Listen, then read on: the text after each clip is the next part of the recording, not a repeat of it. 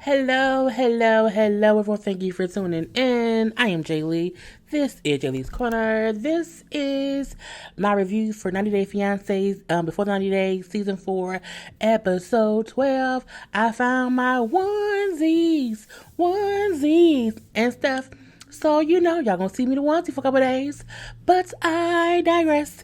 If you have not done so already, please take a moment to subscribe to my channel and become a whole JayBird, dun dun dun dun dun, and all that goodness and stuff. My neighbor is currently playing his music. He's listening to the Fantasia. I'm assuming he's some kind of DJ or something, but he's getting on my damn nerve. We're gonna let it be. Hopefully, y'all can hear his music in my video because I don't want YouTube shutting me down. Okay, center yourself and stuff. And that's why I'm gonna use my regular loud voice because, he got music playing. So I gotta drown his ass out. Okay, do not forget to also like, comment, and share this video on your social media. You can always hit share and share it on your Twitter or on your Facebook. Please and thank you. Okay. You can also follow me on Twitter and or IG at J_Lees_Corner. And if it's not on the screen, I stopped putting on the screen, but y'all know the links to all my social medias is in the description box. So make sure to always check down there. Okay. Now let's get started with these people. I ain't got many pictures. I don't have pictures of each couple because I don't care. We know what they is by now. This is episode 12. We know who all of them look like, who all of them be, and all that stuff. First up, we have Jeffrey and Varya. We don't like Jeffrey. At one point, we thought we didn't like Varya. We have determined we don't like Jeffrey. Now, he's still on one knee with Beauty and the Beast music playing, trying to propose to Varya because he's like, I want you to marry me. And she's like, you great. You great. We had a great time. We got to know each other, whatever. But I think this is moving a little bit too fast, okay? A little bit too fast. He like, so that's a no. And she was like, I'm not ready and I don't want to lie right now and say yes and later on change my mind. You know what I'm saying? It's so much going on, your past, this and that. I don't know yet about marriage. Oh, this is our chance, this is our make it or break it moment. You know what I'm saying? I never thought in 1,000 years you would say no. You could have thought she'd say yes. You were surprised and upset when she told you that she stopped remodeling her house because she met you. So, did you want her to prepare to be with you or no? Now all of a sudden you was heartbroken and shocked that the woman who you just told 4 or 5 days ago that you was a whole felon, okay, and haven't even divulged the full history of your felonness, okay? You surprised that she said no to your marriage proposal in the woods? Brother, please, okay? And I'm like, what? Why are you shocked, bruh? And she said, the ring is beautiful. He says, yes, it would look great on you. Bye, Jeffrey. Fuck you, Jeffrey. We don't like Jeffrey. Now they on their way back to the city or whatever because he is, catching a plane out of the country. And her thing is, yes, I said no to the marriage proposal, but we can still see where this thing go or whatever. We don't have to be engaged to be dating. He feels like, well, I came here with a purpose to, propose or whatever, so I don't know what's going on with that. So then, as they driving back and everything, and then they pass like some bar. And she said, oh yeah, that's maybe when you come back again to visit, we can go there, to go on a date or whatever. He said, why would I ever come back? I said, you motherfucker. Okay, you little person, you. Why would I ever come back? I was like, he said, because you said no to the proposal. For me, that means we done. And she was like, so you was just going to come here and just try one time and get me to marry you. And that was it. Like, that's all it was. Like, you don't want to even try to work past it or anything. And he was like, I don't want to have to, force a person, who I'm supposed to be with. They shouldn't have to wonder if they should be with me. I'm saying, honestly, I must not be the right person for you. I feel like he's a person who feel like I want what I want when I want it. And that's probably why he was always, getting locked up or whatever. Because he just don't think about patience. And it's like, she said, well, how do you, so you're going to just go back to America and find somebody else for you? He said, well, obviously, I'm not for you, or you may not be for me, or whatever. And she's like, I just think, for him to come here and for him to think I'm a waste of his time, is pitiful. And I said, I agree. He is a pitiful son of a bitch. Okay, but I'm gonna move on from that. Now at the airport, okay, they pulled to the airport or whatever, and you're like, are you gonna get out? You know what I'm saying, and say bye? So she gets out, and again, she's still like, you know what I'm saying, we can still like, date and talk and, see where it goes. And he like, no, for me, it was all or nothing, you know what I'm saying? And you said no, so I'm going back home. I'm going to live my life. I'll be a little hurt, but I'm going to move on and do whatever. And I'm like, you son of a bitch, okay? Now, she's shocked that he's like over it. She's completely like, I can't believe he came here, like, and then that's it, or whatever. So after he goes into the airport, because he was like, all right, bye. Have a good life. Thanks for the fun. It was fun while it lasted or whatever. And so after he ended, it's like, I can't believe, like, he just, like, don't want to even, like, date. She then went in, so, I don't want anything like this. This fool then said, I feel like you just caught up in the moment. You just in your feelings or whatever. I'm saying, I have to go. And he kept trying, like, he was, like, rolling his eyes that she was, like, hugging on him and saying how she didn't want to end this way. I said, I don't want somebody who gonna second guess me. I want somebody who fully loves me. Don't nobody love you because you be lying. I'm like, he got the balls and the nerves because he has not even been fully honest with her about his shit. And he's upset because she said no to the proposal. She didn't say no to him, but said it'll be too soon for us to get engaged. You son of a bitch. I'm like, he ain't shit. And she looked sad. She looked more sad than he looked. He looked like his ego was crushed because on national television, a woman told him no. Look, anybody watching this or anybody who know him in real life, don't date that motherfucker. Okay, we're gonna leave it at that. Oh, heifer ass man. Anyway, next up, Avery and Ash. Now, we know last episode there was fussing and fighting and fussing. All because they had, she thinks he's misogynistic and his gender role ideals he don't like. And she don't like. And then he feel like, you're heartless. You were attacking me in my worst moment. And it was all that bullshit. So, he said, I feel like I'm mad because Avery isn't trying to fight for us. You need to fight for us. I'm going to leave unless you try to tell me that you want me to be here. Tell me you love me and not to leave. She's like, okay, look, let's talk. Okay, sit down, Avery. Sit down, not Avery, Ash. Sit down, let's talk. He's okay, fine. Look, I want, you to just tell me how you feel. Like, make me feel it. Let me know how you feel, Avery. You told me yesterday, you came here and told me that I was heartless. Okay? Why would I want to listen to whatever you're saying when you call me heartless? He said, you know what? My bad. Okay, I was hurt. I apologize for saying something that hurt you. I didn't mean it that way or whatever. But I was hurt, but I should not have said that. Okay. And he, well, I want this to work, Ash. I want it to work. And maybe I need to, approach things in a different way. And he said, I agree. Maybe we need to both be honest with each other. Okay. And so they hug it out and say they just need to talk and be honest and stop yelling and cussing and fussing at one another.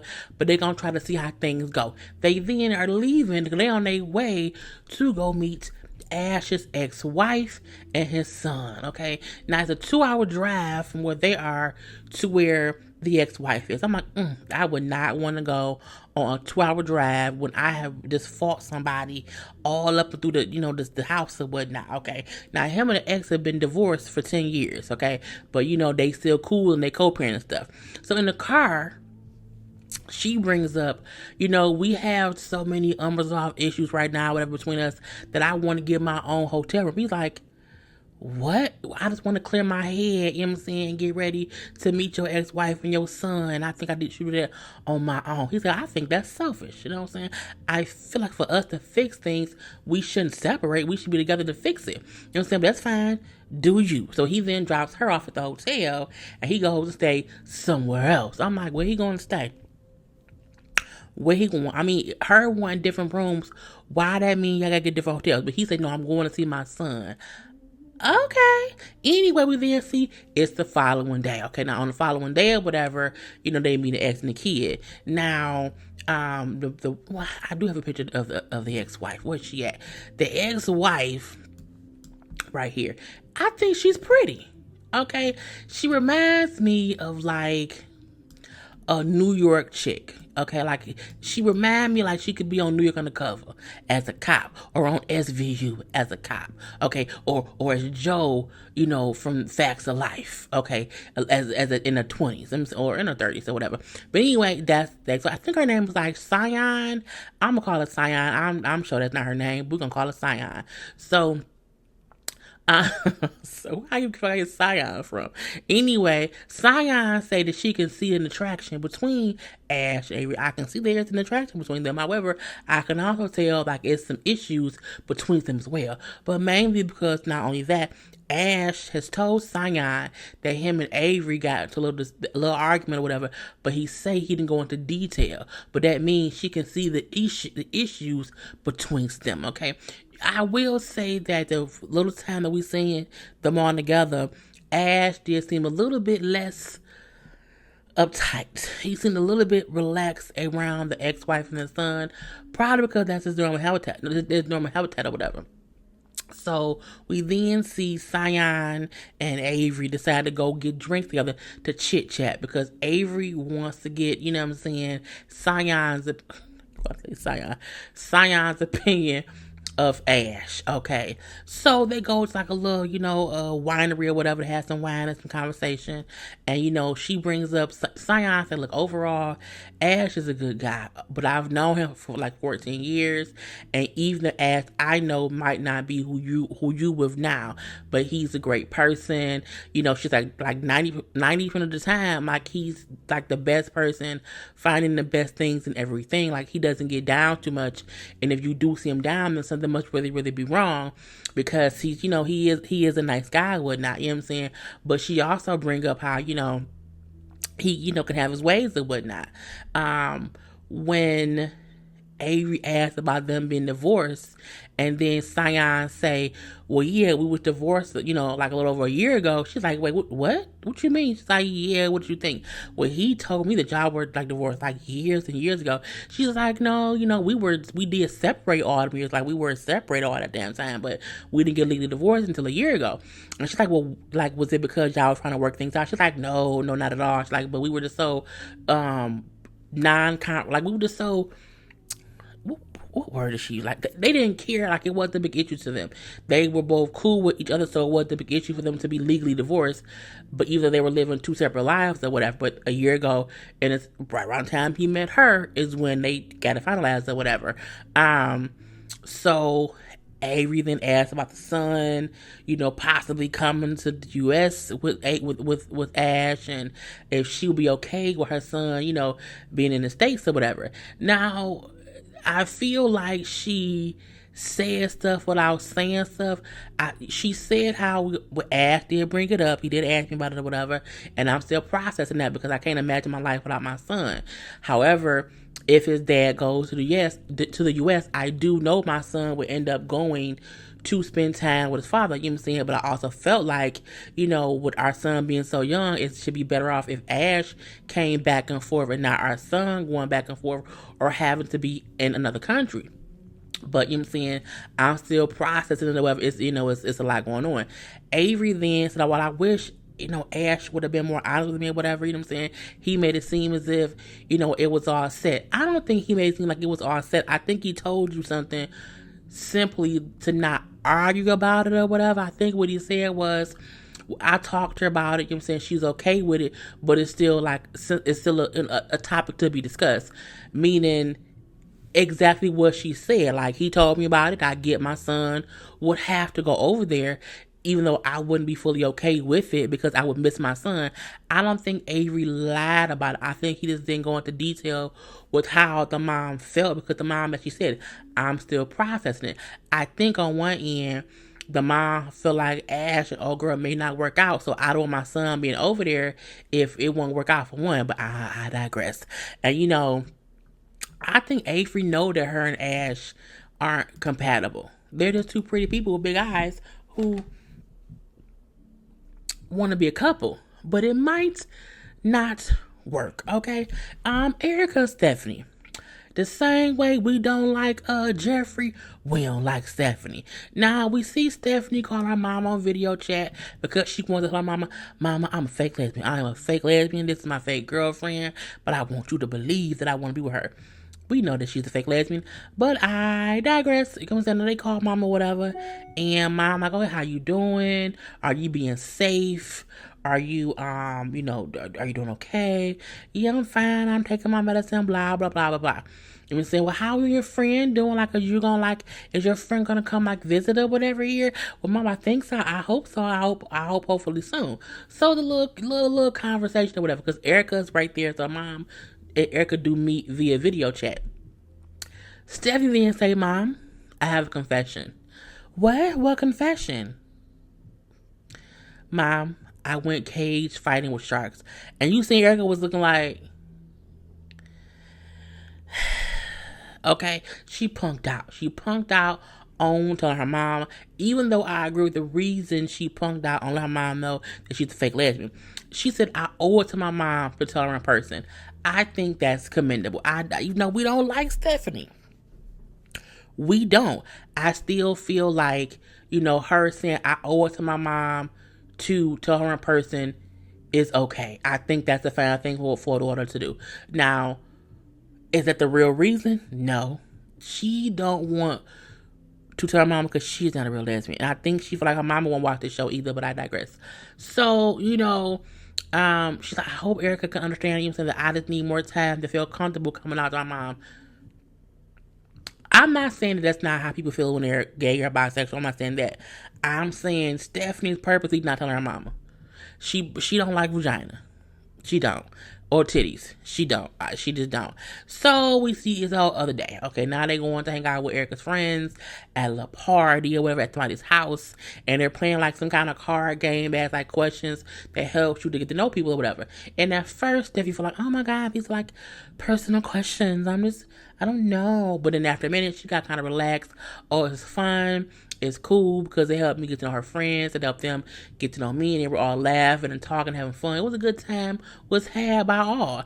And Stephanie brings up, I just thought y'all didn't like me, and so I'm happy this went well. And I was able to get to know y'all, and y'all were able to get to know me. And one friend said, well, we didn't like you, you know what I'm saying, because things are kind of weird or whatever. But, you are really cool. So, it's fine that we did this or whatever, because, again, we were able to get to know you. Now they all laughing, having a good time. It was fine. It was fine. Now it was 2 days before Stephanie has to leave. Her and Erica waking up in the morning in bed. Oh, how did you sleep? Oh, not too good. The bed was uncomfortable. Okay, bitch, stop in the bed and choose her. So, Stephanie brings up how, one day I can admit to my mom that we're in a relationship or whatever. So, but I don't want me telling her that I'm, a fake lesbian to ruin the bond I have with her because, I've only had her, even though I do have my stepbrother, my stepfather and sibling, it's always been me and my mom my whole life. Nobody understands a bond between mother and daughter like me. Y'all know me, mama's a spoon cool and all that. However, if I was a whole lesbian, I would tell my mom simply because we that close. And if my mom really loves me, she would accept me. And I feel like unless your mama is a closeted, gay hater, then ain't no reason for you to not tell her. And if your mom was a bad person, she's a gay hater or whatever, then you shouldn't have come on the show. Okay. Anyway, so, Eric, I just don't want, it to take forever. I don't want us to forever be a secret. I don't want to feel like I'm a secret in your life, and it can never be like a truthful relationship or whatever. I don't want that to happen.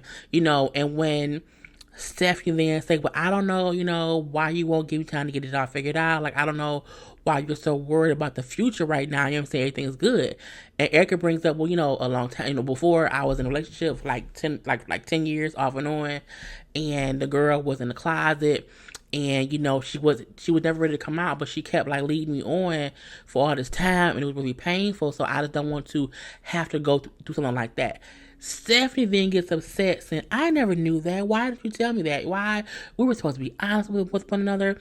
we're supposed to do. I'm like, why are you mad that you've known her for like, what, 4 months and she hasn't told you her whole life story? I've been on YouTube for 3 years. Y'all don't know anything about me. There's plenty of stories I have not told, okay? But I feel like you upset because she didn't tell you about this one particular situation.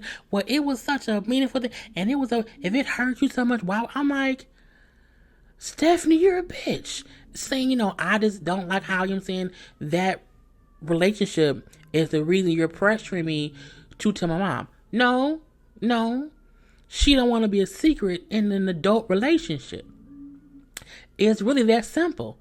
Like, I don't get why she acting as if she don't know why Erica's asking her, like, will you ever tell your mother about me? I don't want to be a secret like I used to be in my past or whatever. You know what I'm saying?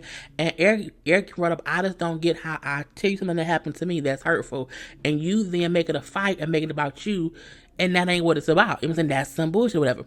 Nah, Stephanie's upset. I can't believe you. Yeah! And she talks like a bowl or whatever. And then she leaves out. Well, I'm like, what the fuck? Stephanie is a raging bitch. Because it was weird. Like,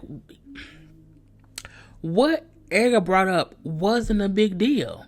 It really wasn't in the grand scheme of things for the way Stephanie reacted. Stephanie's a whole just crazy person. I feel like Erica is a whole fool to continue to deal with Stephanie because Stephanie keeps repeating her actions. She keeps repeating how much she's an asshole, and for some reason Erica keeps putting up with it. That girl don't live in your country. You can literally leave her at the hotel alone and just go on about your business. Leave her there by herself. But I digress. Okay, now Stephanie comes back after being outside. I was so shocked to hear that. I can't believe it. She comes back in, I'm sorry, I didn't realize I was yelling. Unless you deaf, there's no way for you not to get that you're yelling at someone and getting turned up. But I just felt like I was being lied to about her life, and then, I got really, really mad. No, you became a raging bitch, okay? So Stephanie then said, all you've been doing is push me to tell my mama, and that's the only person I have. And you're doing that based on that old relationship. I'm like, she's doing it because that's what regular people do. Okay? Anyway, Erica then say, well, if all you have is your mama, then go home and live with her because clearly you are going to never tell her the truth if you feel like she won't accept it. You keep saying that you haven't told her because she won't accept it. So if she won't accept it, you won't tell her. So why are you up here, it's wasting my time and breaking my heart, okay? Every time, I come around here saying something, whatever, you make whatever I say an issue. Okay, and whole issue, like I'm a villain and I don't like it. Okay, I don't like it. Well, you know what? Our issues won't be resolved, Erica. So, you know what? We're done. Okay, we're just done. And so Erica just goes and packs up her stuff and said, all right, I'm going home to my parents' house. And Stevie said, all right, I'm going to find a way to the airport. Look, Stevie, I just don't know what to do. I'm just so sad. And she crying. We don't give a fuck. Okay, at the R. Fuck Stephanie in all ways, on all days. Rain, sleet, snow, hail, rain. What other one? We get rain, we got sleet, we got snow, we got hail. Even the leaves falling. All of that. Fuck her. Heifer. Anyway, we then have David, okay? David and Lana. Now, David said, Lana contacted him and told him she was sorry for not showing up, you know what I'm saying? And she wants to show up this one last time if he can just come and fly over to the Ukraine again. So this fool is flying back over to the Ukraine. I said, Lord, and why he in this jacket? Where's the jacket at? Look at this jacket. First of all, David looks like he's about to be on. He about to be on the Catch a Predator. Okay, that is the Catch a Predator coat. Okay, all the men on the Catch a Predator had a weird ass coat on. He's the 1989 version of the Catch a Predator. That's what he looked like. Anyway, so this is the fifth time that he will be going to see her in the 7 years he's known her. Okay. Then said, I don't see a reason, that you would fake me out again because I trust her. She doesn't have a reason to lie to me. She told me that the reason she didn't show last time, because she had moved in with her sister in a different city. You know what I'm saying? So that's what it is. I'm like, look, a fool is a fool, and David is a fool with money. Ain't nothing, look, a fool is a fool, but an old fool is a whole other fool, and he's a whole other fool, okay? So he gets to the Ukraine and everything, gets to the hotel, and he brings, oh yeah, I'm here to see my girlfriend for 7 years, and I've been trying to meet her, but I haven't. The front desk clerk, like, you know what, we always have the women here in our country are always, scamming American men. So I don't believe he gonna meet her or whatever. I said, honey, me either. So he gets to his hotel this Friday. He then gets a message from her on that same app, not a text message, on the computer app. And she's saying how she had to go to her nephew's game, his hockey games. So even though they were supposed to meet today on Friday, she can't meet him until Monday. Bitch, I said what? He then said, you know what? At some point, I'm going to put my foot down. When? When you going to put your foot down? When? But never, ever, ever, okay? We then see David goes to meet with the private investigator that he hired, okay? Before. So the one he was on the phone with, he called that person up. He also brought a translator with him to talk to the man, okay? And he's like, can you find out if Lana's sister really lives in this city, okay? Because she say she live here, and the dude said, like, well, a person can live in a different city, like they can be registered in a different city, but still live somewhere like here in Michigan. You can have an address on file at the Secretary of State, in Warren, but you can live in Bloomfield Hills. You know what I'm saying? Like, where you are registered at doesn't mean that you actually live there. So it's the same thing there in their country. He said, so even if they looked it up, that city, if the sister wasn't listed there, it doesn't really mean that she don't live there. So that really wouldn't help at all or whatever. And saying, but he also brings up how, but I don't think a hockey game would be the reason someone would stop seeing somebody who they care for and have feelings for. So Dave, tell him I said he's very negative. He doesn't have anything, he's not optimistic or whatever. He doesn't have any, he doesn't think that any of this, could happen for real. And the man said, he said, cause I gave them all the information, like I gave him all the info before, and I told him she seems to be a scammer. Like, either way it goes, she seems to be a scammer, and I just think it's crazy that he don't believe me. Dave then got pissed and said, you know what, tell him he's fired. I say, oh, no, he's fired. You know what I'm saying? Because he's only giving me his opinion and he's not really trying to help me, do whatever else. I will admit the PI did seem lazy. I will admit that he probably had the basic information, know how Ukrainian women are, and then probably said she's scamming them. Because it seems like she's scamming them, period. Okay, points to the fact that he's only talked to her on an app for 7 years and that's it. That's a scam within itself, okay? Anyway, so the man then said, I've had clients before who will hire me, but they hire me and they want me to tell them what they want to know. They want me to tell them the info that they want, and they don't really want to hear the actual truth, okay? He like, on Monday we'll see what really happens and everything, and I don't know why he would even have been doing this for 7 years. That's just kind of crazy. I say that is very, very true. So was Monday. It's Monday or whatever. He told her to meet him at some monument in the middle of the city, you know what I'm saying, so they can kind of know who each other is. And he's standing around that goddamn gone predator coat. And he's like, I can't believe she might play. She gonna play me like she's not here, and she's running late. I can't believe it. And lo and behold, bitch, Lana showed up. When I tell you I was shocked, girl, I said, what? She's a real person. Where she look, she's a real person. Now I do think in this picture she looks a bit older than those. Like this, this could be Lana's mama. Or maybe she had her life. I don't know. Either way, what I know is he was happy that she showed up. And she seemed happy to see him. But I still feel like it's because she knows it's money in the long game. And if I can get all that money from him, online without him seeing me, I guess I can get all the monies if I see him in person one good time. That's going to make him pay me all the monies, all of the times, 2. And I say, girl, he's a whole fool, but you know what I'm saying? Old fool is an old fool.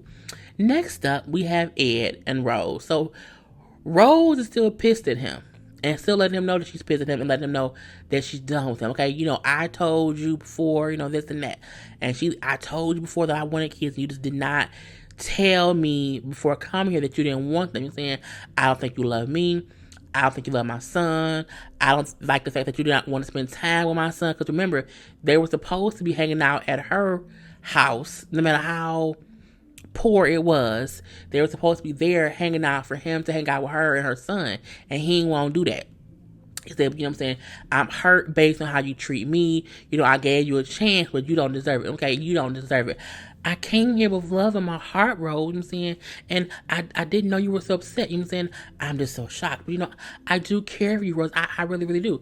Well, this is my last chance telling you I am done, okay? My family and my son might be disappointed, but I am done, okay?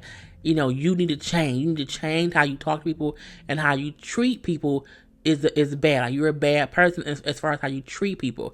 You know what I'm saying? He's like, you think I'm a bad person? She's like, yes, you treat people very badly. You treated me very badly once you got here. He said, okay. And he kind of gets up and walks away. I said, Now, the producers asked her, how does she feel like she's up in her room picking up her stuff?